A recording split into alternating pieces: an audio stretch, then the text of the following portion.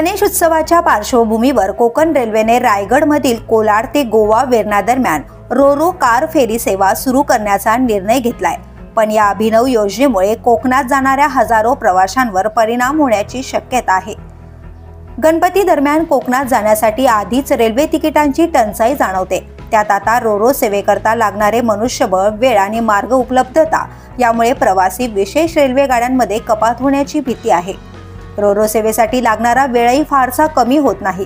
सध्या कोलाड ते वेर्णा रस्त्याने 10 ते 12 तास लागतात, तर रेल्वेनेही 12 तास लागणार। यासोबतच 3 तासांपूर्वी पोहोचणे, गाडी लोडिंग यामुळे प्रवासाचा लाभ मर्यादित होतो।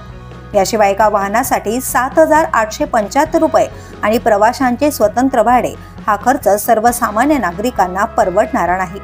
फक्त 3 प्रवाशांची अट अव्यवहार्य ठरते। गणपतीच्या सणात एकाच गाडीत संपूर्ण कुटुंब म्हणजे 5 ते 7 सदस्य प्रवास करतात, मात्र फक्त 3 जणांनाच परवानगी। मग उरलेल्या प्रवाशांचं कसं होणार? या पार्श्वभूमीवर नागरिकांचा ठाम आग्रह आहे, रोरो सेवा तात्काळ रद्द करा। प्रवाशांसाठी जादा विशेष रेल्वे गाड्या चालवा।